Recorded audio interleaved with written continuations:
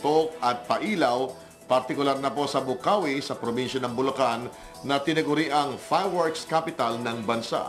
Ngunit sa dinami-rami na nagtitinda ngayon ng mga pailaw at paputok, alin ba ang aprobado ng pamahalaan at ano ang mga dapat iwasang bilhin upang masigurado ang ating kaligtasan? Sa report na ito, ipapakita po namin kung ano ang mga dapat isaalang-alang at dapat tingnan para maiwasang mabiktima ng iligal na paputok. Narito ang report.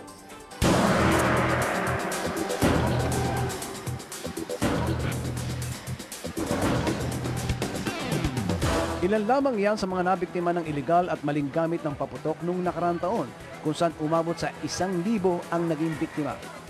Ang pagsulubong sa bagong taon sa pamamagitan ng fireworks ang isa sa pinakamatandang tradisyon sa mundo. Pinaniniwalaan kasi na ang pagpapaputok ay nagtataboy ng masamang espiritu. Kung hindi may iwasan ang nakagis ng tradisyon na ito, dapat na lamang tayo mag-ingat sa pagbili at sa paggamit ng mga paputok. Ilan sa dapat na isaalang-alang natin kapag bibili ng mga paputok ay ang mga sumusunod. Bumili lamang sa mga registered na dealers. Malalaman ito kung may lisensya o may daladalang retailer o dealer's permit ang nagbebenta. Dapat din ay kitang-kita ang tindahan na nagbebenta ng paputok. Hanapin din ang PS o ICC stickers sa mga paputok bago bilhin para makasiguradong ito'y ligtas at dekalidad ang pagkakagawa. Ayon kay Senior Superintendent John Bulalakaw, hepe ng PNP Explosive Management Division, kailangan ding iwasan ang mga oversized na firecrackers at pyrotechnic devices na kadalasang perwisyo sa kalikasan at sa tao. Anya, ang mga ipinagbabawal na mga paputok ay ang mga lagpas sa timbang na paputok, kung saan lumagpas ito ng 0.2 gram o mahigit sa 1/3 teaspoon. Mga oversized katulad na lamang ng Super Lolo at Giant Whistle Bomb, at mga imported finished products na hindi rin dapat tangkilikin. Gayun din ang mga paputok na may halong phosphorus at sulfur na may chlorate. May dagdag na payo rin ang Philippine Pyrotechnics Manufacturers and Dealers Association hinggil dito. Tingnan yung levels, tama ba?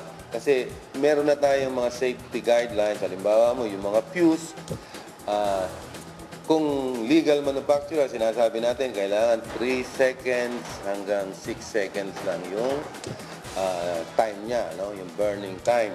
Hindi po pwedeng 15 seconds na hindi pa pumuputok.